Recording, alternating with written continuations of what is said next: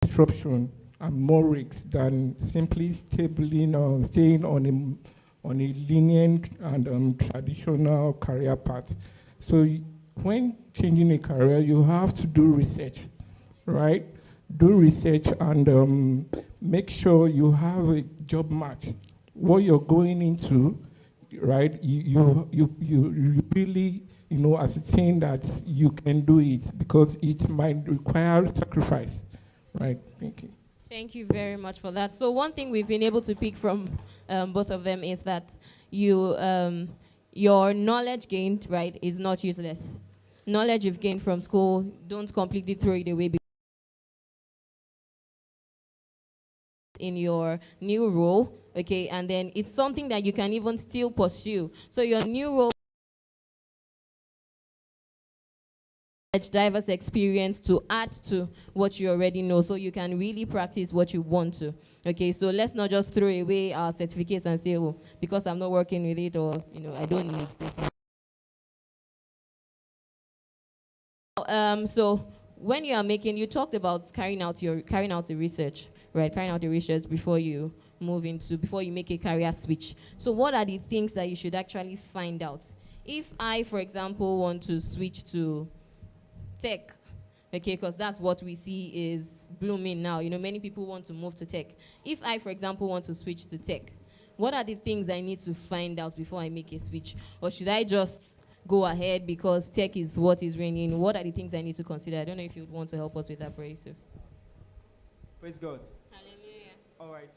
With respect to switching in areas of profession, I think we should place more emphasis on yourself. Now, what do you think you've got to gain when you switch? 1. 2, what impact and relevance is that switch going to impact in your life? Is this something you love doing, so that you won't be that it's expected that some level of knowledge and experience is expected for you to gather.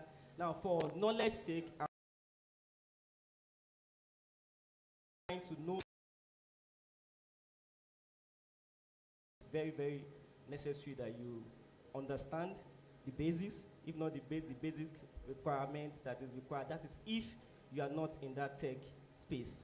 But if you feel you are in the tech space, gather all the necessary knowledge, certification, professional certification that is necessary, especially when it comes to the fact that you also need to consider the finance aspect. Take, for instance, I am more into finance, but the fact that I understand that tech might also eat into the space. For me to understand the basis. If there's need for me to get an advanced knowledge of it, I do it. And how do you do that? It is not that expensive.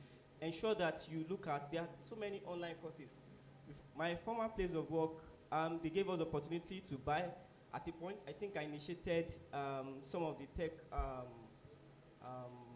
exams, online courses that were necessary. So I had to pay for them. So my boss called me that, why are you paying for this thing that they are quite? I said, I did it for my knowledge. Not knowing that they could actually sponsor that from the HR. So HR sponsored the whole bank, and I made sure that for every month, I did nothing less than 3 courses in fintech. Before I left, I was able to do 25 courses. Wow. Please put your hands together. That's amazing. Of what fintech is all about, what the cyberspace is all about, what data protection, everything that is required for my own basic knowledge at that point in time. I gave my all for it. So understand it if it works for you, if it's something you need to gather experience, if it's something you need to imbibe into your workspace, get as much as you can. God will help you. Thank you very much, sir. So it's important that you go after knowledge, okay? Don't just say everybody is doing tech and then you just want to switch, okay? Try to find out try to go for trainings. There are so many free online trainings that are accessible now, okay? There's Udemy, there's Allison, there is LinkedIn Learning. There are so many opportunities actually out there. So if you want to make a switch, please ensure that you actually do your research. Just gather enough information about the space you want to switch into before you make that switch. Okay. Now, is there a place of a mentor in making a career switch, or once you have all the knowledge, once you gather enough knowledge, is it enough to make a switch, or you need a mentor when you are switching to a different career? So I don't know.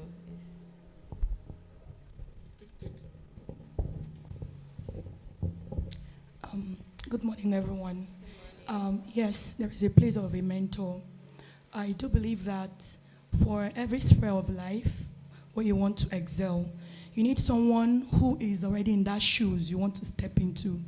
Someone who has already successfully stepped into that shoe and is a high flyer.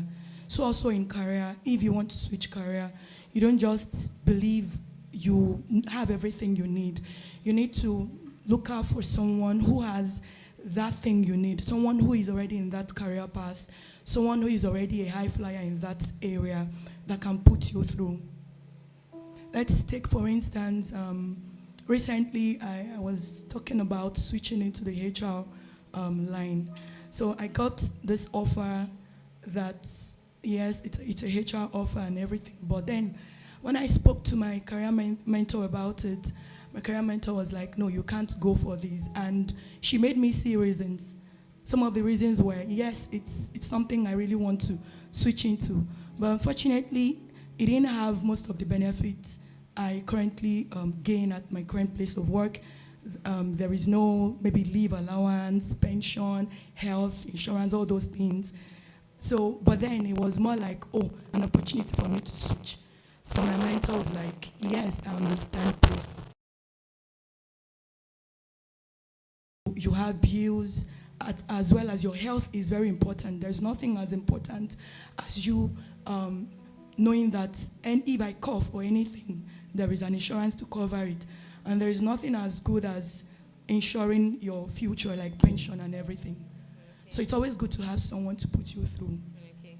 Thank you very much, Ma. You want to add to that? Okay. Yeah, very essential that you have a mentor who's in that line.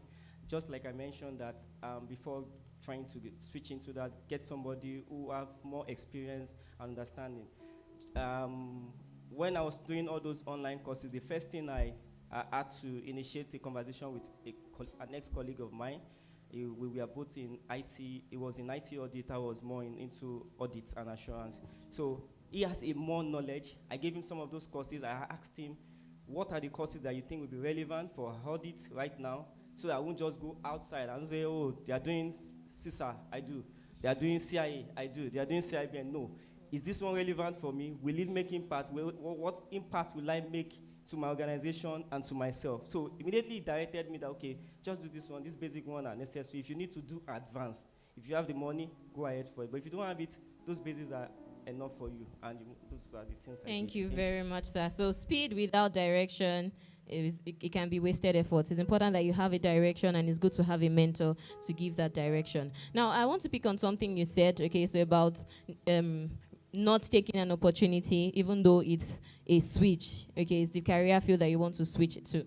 Now, the phenomenon that you see out there is that many people, when they want to make a switch, many times they feel like they have to start from scratch.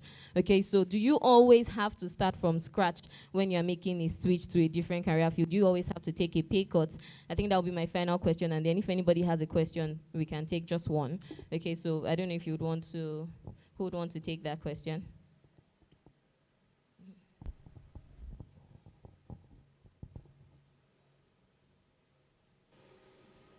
Okay, so I will come from my perspective. When Sister Mofe said that the pension, the leave allowance, and I'm talking from my perspective again. So sometimes you need to make sacrifices. If it's something that you know that you will do for a period of time just to get to where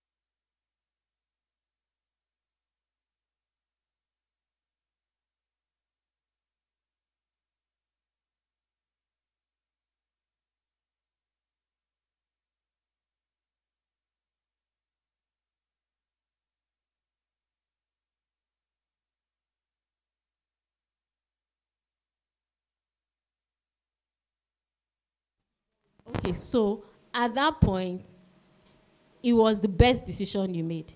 Because I have a colleague too that made that kind of decision, and till now, getting a full-time role in Nigeria is not, in quotes, beans. So when you get it, to go back to contract is not, because most organizations, your contract role, they don't even regard it as anything. So are you going to go back to the scratch? So I think Sister Mofe just... And then we'll round up. Anybody? Okay, so no question. So we'll just, okay.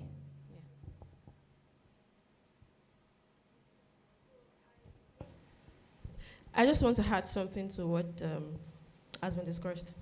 So what Sister Mofe said with respect to, she thought she would like to actually switch to HR and all of that, but then due to maybe the benefits that was being offered is way below what she is currently enjoying and all of that.